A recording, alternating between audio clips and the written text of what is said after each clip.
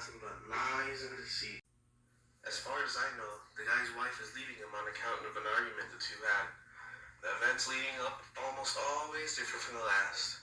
Now all I need to do is put the pieces together. Case, I figured I'd interview the missus in question.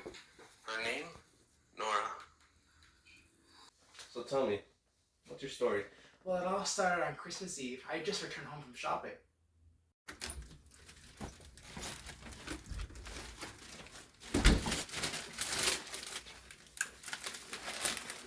Is that my little skylark twittering out there? It is. Come look, Torvald. Come see what I bought. I'm far too busy. And did you say bought? What's all this? Has my little feather brain been out spending money again? Well, I figured with your new job we'd be able to splurge a little for Christmas. Now, Nora, I don't get paid until next quarter. We can always borrow till then. Oh, Nora, you're such a woman. That would tear our house down. Now we can keep clean and continue to keep clean until New Year's. Oh, now, Nora, don't look so blue. Here's some money and... Nora, surely your sweet tooth didn't get the better of you in town. Christmas shopping? Macaroons? What does all have to do with the story? Well, I was getting there. You should never interrupt a woman. But yes, I have gotten ahead of myself. My dear friend Christina had just arrived. Oh yes, I'm sure Torvald can help you out, Christina. Yes. I'm sure we'll be able to get you a position at the bank. I'll tell him discreetly. Christina, there's something I have to tell you. What is it? Shh, not so loud. Torvald might hear, but it was I who took out a loan and Roxanne to save Torvald's life. We had a vacation in Italy, Torvald and I. Torvald was incredibly ill from being overworked, and Papa never gave us a penny, so it was I who raised the money. Rather lucky if you didn't win the lottery during this time. The lottery? Papa was at his end, so I used his signature to take out a loan. You mean you broke the law for your husband? I was engrossed by my husband at the time. This is Miss Lynn, Torvald. Christina Lynn. Ah, Miss Christina Lynn, how do you do? She's come all this way to see you. See me? What for?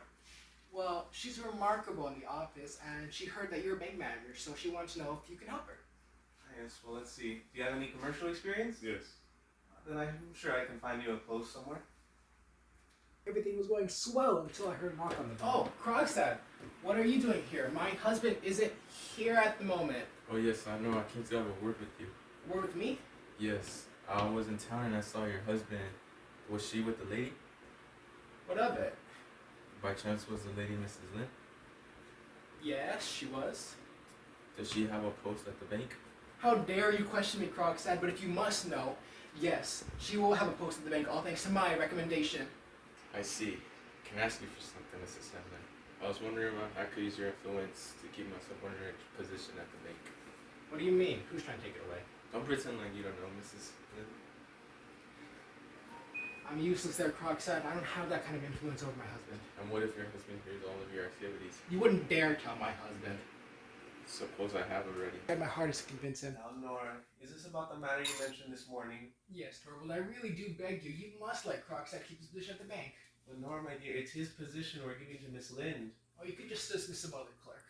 Oh, Nora, why must you make these promises you just can't keep? I really do beg you, Torvald. What would people say if they were to get word that their new manager is being influenced by their wives? I just can't have it. Look, at work, Krogstad always refers to me by my first name rather than with respect, as I'm a superior. It just makes more sense to dismiss Krogstad. Nora, you must tell your husband. I never will. Then the letter will. Nora! Aren't you tired? Not in the slightest. Don't look at me like that. Mayn't I look upon my dearest treasure? All that beauty that's all my own. No, Torvald. Get away. I I'm don't want. What's this? My little Nora is playing games with me. I'm your husband, aren't I? Oh well. I'll go check the mailbox. No, you don't need to do that. Hey. But it's almost full. I was terrified out of my mind. I had no idea what Torvald would do if he found Krogstad's letter. Not a letter. Oh, it's horrible. It's from Rank. I know what it is.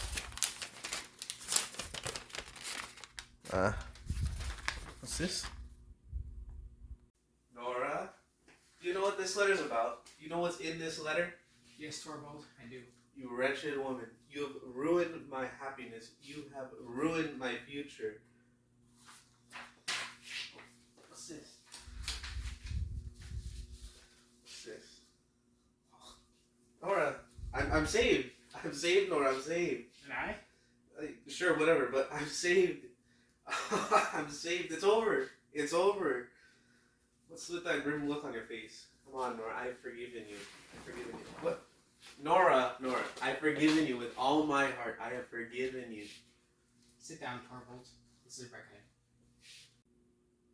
Nora, what's going on? I don't understand you. Exactly. You don't understand me. We haven't had a single serious conversation since our marriage began. You don't love me for me, Torvald. You don't even know who I am. You only love what I can offer you. What are you saying? I'm saying that here, I've done nothing but live from hand to mouth. I've only learned to perform tricks for you. You're the reason why my life has gone nowhere. Oh, don't exaggerate, Nora. Never mind. It's lesson time. Oh, Torvald, you are not the man to be teaching me lessons. I must get onto the world and teach myself. That is why I'm leaving you. I'm sure Christina will take me in for the night. But I forbid you to leave. I'm not your wife anymore, Torvald. You cannot order me around. Well, it's your duty as a wife and as a mother. I have a duty to myself first. There's only one explanation for this. And what could that be? You don't love me anymore. You're right. You lost my love the moment the miracle didn't happen. I don't understand. Explain. I hoped and dreaded that you would take the blame for my forgery on my behalf. I never would have let you sacrifice yourself. That's why I was ready to kill myself, so you did not have to do that. Nora, I do everything for you. I do anything for you. Perhaps if your doll is taken away. I couldn't lose you. I can't imagine it. That is why I must leave. No, can I at least write to you? Never. Can I help you if you ever need help? I could never accept help from a stranger. Could we ever be anything more than strangers, Nora? Oh, Torvald, that'd have to be the greatest miracle of all. What would that be? That our life together could be a real marriage. Goodbye. Greatest miracle of all. And so I left him that night because I realized I was never happy and that I no longer loved him. Do you think you'll ever love him again? I should have noticed it before, but Torvald reminded me so much of my father. When I was with my father, I had to play the role of the helpless daughter. And then when I married Torvald, I had to play the role of the helpless wife. But Nora, please, Nora, please, I love you, please, please forgive me, please, please, I'm begging you, please, what can I do to make you love me again, please, please. Sorry, Torvald. I'm not gonna be the doll in your house anymore.